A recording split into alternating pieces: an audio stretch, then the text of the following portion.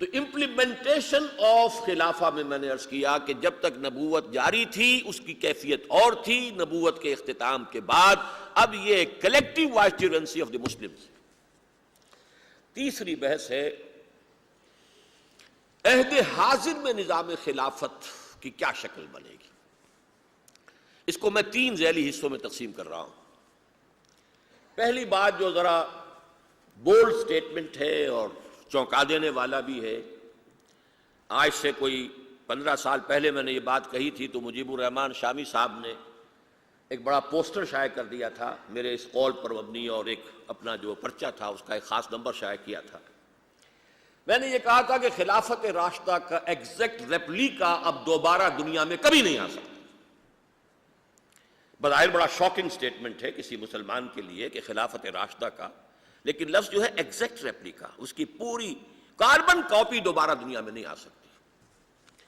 میں آج پھر وہی سٹیٹمنٹ آپ کے سامنے رکھ رہا ہوں، لیکن اس کے لیے 4 وجوہات جو ہیں وہ بیان کر دیتا ہوں۔ نمبر 1، دور خلافت راشدہ۔ دیکھیے خلافت علی منہاج النبوہ یہ اصطلاح اور ہے، یہ تو خلافت راشدہ پر بھی منطبق ہو جائے گی اور اب جو خلافت آنے والی ہے اس پر بھی منطبق ہو جائے گی، لیکن خلافت راشدہ یہ اصطلاح صرف وہی ہے کہ جو اس دور پر تھی کہ جو حقیقت میں دور نبوت کا تتمہ اور زمیمہ تھا۔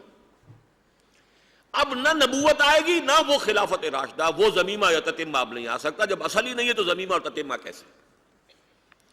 اس کا مظہر کیا ہے کہ جو تزکیہ کیا تھا محمد الرسول اللہ صلی اللہ علیہ وسلم نے، ظاہر بات ہے اس کا کوئی امکان نہیں ہے کہ تاریخ انسانی میں اس نوعیت کا تزکیہ، وہ بے نفسی کہ این حالت جنگ میں بھی حضرت علی یہ دیکھ رہے ہیں کہ یہ شخص جو ہے اس کو میں نے زیر کر لیا تھا اور میں نے پچھاڑ دیا تھا، لیکن اس نے میرے منہ پر تھوک دیا ہے، اب مجھے غصہ آ گیا ہے، اب اگر میں قتل کروں گا تو اس میں میرے ذاتی انتقام کا ایلیمنٹ بھی شامل ہو جائے گا، لہذا چھوڑ کر علیحدہ ہوگا۔ یہ تزکیہ کون کرے گا اور کس کا ہو سکتا ہے؟ ناممکنات میں سے۔ جیسے امتناع نظیر کا مسئلہ ہے محمد الرسول اللہ صلی اللہ علیہ وسلم کے لیے، ایسے ہی سمجھیے کہ صحابہ کرام کا جو تزکیہ محمد نے کیا تھا اس کی کوئی نظیر ممکن نہیں۔ نمبر 3 یہ کہ وہاں صحابہ کی درجہ بندی بھی تھی۔ یہ عشرہ مبشرہ ہیں چوٹی کے، یہ اصحاب بدر ہیں، یہ ہے وہ اصحاب بیعت رضوان، اصحاب الشجرہ۔ جب غزوہ حنین میں بھگدڑ مچی ہے تو حضور نے جو نعرے لے کر پکارا ہے، آپ نے جن الفاظ سے لوگوں کو واپس بلانے کے لیے آواز دی ہے وہ کیا تھا؟ الیہ یا اصحاب البدر، الیہ یا اصحاب الشجرہ، کہا جا رہا ہے ادھر آؤ۔ تو اس طریقے سمجھیے کہ یہ جو ایک ترتیب تھی، عشرہ مبشرہ، اصحاب بدر، پھر بیعت رضوان والے، پھر جو بھی فتح مکہ سے قبل ایمان لے آئے، پھر وہ کہ جو بعد میں ایمان لائے، طلقاء کہہ لیجیے۔ یہ درجہ بندی تو اب نہیں ہے، وہ درجہ بندی موجود تھی۔ اس کی ایک بہت اہم مثال سامنے آئی کہ حضرت عمر رضی اللہ تعالیٰ عنہ نے جب یہ محسوس کیا کہ میں اب اس پوزیشن میں نہیں ہوں کہ کسی شخص کو نامزد کر سکوں، انہوں نے نام لیے، اگر وہ زندہ ہوتے تو میں ان کو نامزد کر دیتا، اگر وہ زندہ ہوتے تو میں نامزد کر دیتا، لیکن اب جو لوگ ہیں ان میں میرے لیے مشکل ہے کہ میں کسی کو نامزد کر سکوں۔ تو پھر جو کمیٹی بنائی وہ کون تھے؟ جو عشرہ مبشرہ میں سے باقی رہ گئے تھے۔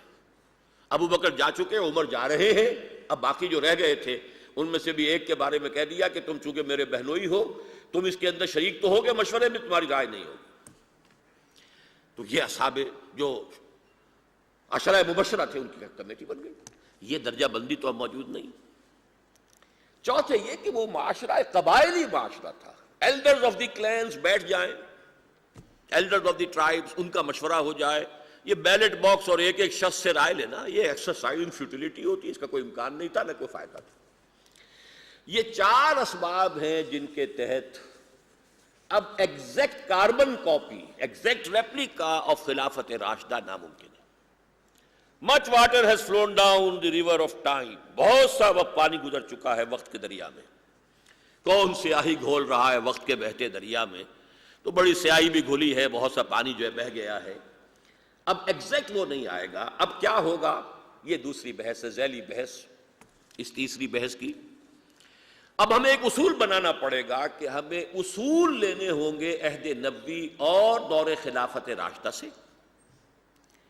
اور ادارے اور انسٹیٹیوشنز لینے ہوں گے مغرب سے. اس کی وجہ کیا ہے؟ خلافت راشدہ کے دور کے بعد امت مسلمہ تو پھر ڈھلوان کے اوپر چل پڑی، ملوکیت کا دور کا آغاز ہو گیا. لیکن یہ ہے کہ اس کے جو اثرات تھے، وہی جو human equality, fraternity and freedom کی جو روح بیدار کی تھی محمد رسول اللہ صلی اللہ علیہ وسلم نے، جس کی سب سے بڑی گواہی ایچ جی ویلز نے دی ہے. شاطن رسول ہے، اپنے وقت کا روشنی تھا. لیکن یہ کہ ایک concise history of the world میں مجبور ہو گیا یہ ماننے پر، گھٹنے ٹیک کر. Although the sermons of human fraternity, freedom and equality were said before also, we find a lot of them in Jesus of Nazareth, but it must be accepted that it was Muhammad sallallahu alaihi wasallam who established for the first time in history a society based on these principles. یہ ایجیولز کہہ رہا ہے. اگر یہ جو تازہ جو اس کا ایڈیشن آج مارکیٹ میں، اس میں سے یہ ڈیلیٹ کر دیا گیا حصہ، پرانے ایڈیشن پہ آپ کو جانا پڑے گا جو لائبریریز کے اندر موجود ہوں گی. اس لیے کہ یہ حلق سے یہ کڑوا قول جو ہے جدید جو ایڈیٹرز ہیں اس کتاب کے، ان کے حلق سے اترا نہیں. بہرحال ہمیں مغرب جا کے ہسپانیہ کی یونیورسٹیوں سے، تلیتلا اور قرطبہ اور غرناطہ کی یونیورسٹیوں سے، فرانس اور اٹلی اور جرمنی کے نوجوان آئے. وہ روح جو تھی، رینائسنس ہو، ریفارمیشن ہو، یہ سب ادھر سے گئی. اس کے نتیجے میں جو وہاں پر جو ارتقائی عمل ہوا، سوشل ایولیوشن، اس سوشل ایولیوشن کے نتیجے میں انسٹیٹیوشنز ڈیولپ ہوئے. اس کو میں مثال دیا کرتا ہوں، جیسے یہ بجلی ہے، کس نے ایجاد کی ہے؟ مسلمان کی ایجاد نہیں، ہم فائدہ اٹھا رہے ہیں. یہ لاؤڈ سپیکر میں استعمال کر رہا ہوں، کسی مسلمان کی ایجاد نہیں، ہم فائدہ اٹھا رہے ہیں. جیسے فزیکل سائنسز ہیں، اسی طرح پولیٹیکل سائنس بھی ایک سائنس کی حیثیت سے ڈیولپ ہوئی ہے. جیسے آپ بناتے ہیں ایئر کرافٹ اور اسپیس کرافٹ، ایسے ہی اسٹیٹ کرافٹ بھی ہے جو انہوں نے ڈیولپ کیا ہے. اور اس کے لیے 3 پلرز معین کیے ہیں. ایگزیکٹو ہے، جوڈیشری ہے، لیجسلیچر ہے. اور اصول یہ ہے کہ حتی الامکان یہ ایک دوسرے سے علیحدہ ہو. بالکل علیحدہ تو نہیں ہو سکتے، تینوں کو مل کر ایک آرگینک ہول بننا ہے. جتنا بھی ہو انڈیپینڈنٹ ہو، علیحدہ ہو. یہ ساری جو ہے انسٹیٹیوشنز یہ ہمیں ویسٹ سے لینی ہوں گی، اگرچہ اصول ہمیں لینے ہوں گے دور خلافت راشدہ اور دور نبوت سے. اب میں تیسری جو ذیلی بحث ہے، اس اصول کے تحت پہلی بات یہ عرض کر رہا ہوں کہ ہمارے ہاں جدید اصطلاحات میں پارلیمنٹری نظام، پریزیڈنشل نظام، federal, unitary, confederal structures, legislature, unicameral, bicameral, یہ جو اصطلاحات ہیں سب کے سب مباح کے درجے میں، ان میں سے کوئی حرام نہیں. شریعت میں ان میں سے کسی ایک کے لیے کوئی حرمت کے لیے دلیل موجود نہیں.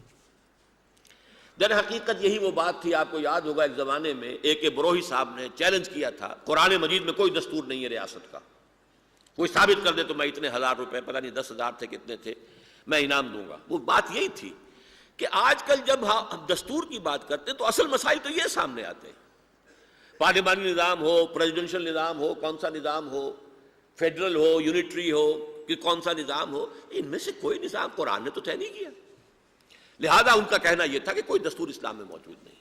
ان چیزوں کے اعتبار سے سمجھ لیجئے کہ اگرچہ اصلاً یہ سب مباح ہیں، لیکن یہ ہمیں تسلیم کرنا چاہیے کہ خلافت راشدہ کا نظام نمبر 1 یونٹری تھا. وہ تو ایک خلیفہ وقت ہے، باقی سب گورنرز تھے. مشاورت جو بھی تھی وہ وہی مدینے میں ہوتی تھی، باقی اور کوئی مشاورت کہیں باہر نہیں تھی. وہ یونٹری تھا. اور نمبر 2 اس کے قریب تر جو آتا ہے وہ پریزیڈنشل نظام آج کا جو آتا ہے وہ قریب تر ہے. لیکن یہ کہ دوسری طرف وہ نظام جو ہے پارلیمنٹری کے مقابلے میں پریزیڈنشل اور فیڈرل کے مقابلے میں یونٹری تھا. لیکن میں یہ سمجھتا ہوں، اب اس میں ایک رائے دینے کی جرات کر رہا ہوں، میرے نزدیک یہ سوشل ایولیوشن جو پولیٹیکل سائنس میں ہوا ہے، اس کی ہائیسٹ سمجھ یہ کہ ایوالڈ فارم میں آج ہمارے سامنے امریکہ کا دستور ہے. اور اس میں 2 چیزوں کو، ایک طرف پریزیڈنشل فارم آف گورنمنٹ کے جو بہت مشابہ ہے خلافت کے، ایگزیکٹو بالکل آزاد، لیجسلیچر سے اس کا کوئی تعلق نہیں. وہ جو صدر ہے وہ اپنے وزراء جہاں سے چاہے لے لے، ایکسپرٹس جہاں سے چن لے، کوئی ضروری نہیں ہے کہ وہ کسی سینٹ کا ممبر ہو یا